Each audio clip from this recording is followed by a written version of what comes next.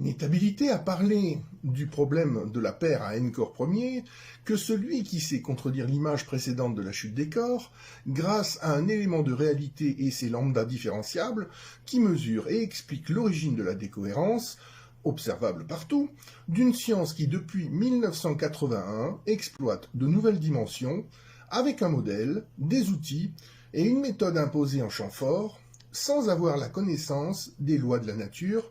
en champ faible.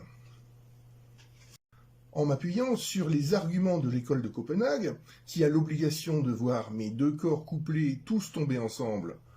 sans écart dans la cabine accélérée,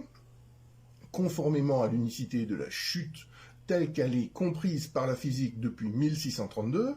je redonne au modèle à deux corps différenciables d'Einstein des propriétés locales que le modèle d'aspect et le formalisme sont incapables d'avoir et de prendre en compte, dont trois expériences en précisent le cadre absolu. Par un changement d'angle de vue, en devenant le référentiel en mouvement rectiligne uniforme, avec en main deux corps strictement identiques au repos, je montre humainement aux observateurs passifs de la berge la différence radicale de chemin d'une chute rectiligne utilisant l'accélération gravitationnelle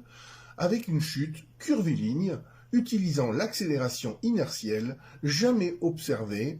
en faisant apparaître un intervalle de chemin caché que seuls les Galiléens touchent avec la valeur interdite décrite par Einstein, qui ne viole pas les inégalités de John Bell en champ fort, mais verrouille le cadre invariant des débats de sciences modernes. Cette différence de chemin, d'espace et de temps interdit d'appliquer les mêmes équations, une même solution verticale à tous les corps. Une expérience invariante montre qu'une loi fondamentale de la nature interdit l'utilisation directe ou indirecte de la méthode scientifique en champ faible au-delà de 1,5. Toucher le corps ou exploiter les champs faibles au-delà de 1,5 casse la singularité de la chute et fait perdre la superposition d'états en actant que l'énergie de la chute curviligne est couplée au corps. Son vol, viol, exploitation ou sa perte devient un crime dont les physiciens et mathématiciens théoriciens sont rétroactivement tous humainement comptables. Une expérience de géométrie non commutative précise et permet de rendre observable le mécanisme d'intrication, de superposition d'états, de décohérence en tranchant net 25 siècles en champ fort. Le modèle d'Aristote renforcé par celui d'Aspect n'a aucune des propriétés minimum requises par la nature pour débattre de sciences modernes. Ce modèle, récompensé à tort en 2022, tue la vie en interdisant la valeur donnant accès à son intervalle. Tant que le Nobel d'aspect occupera une place qui n'est pas la sienne, en ayant mal tranché la question d'Einstein,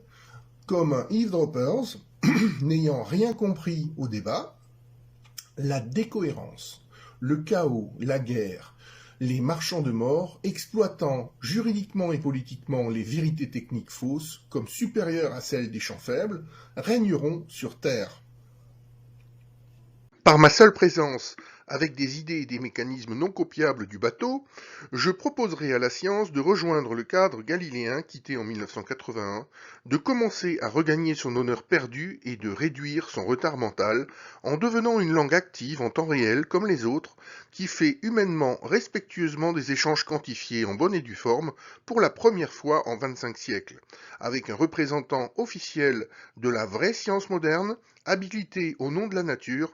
à vous voir sévèrement devoir rendre des comptes.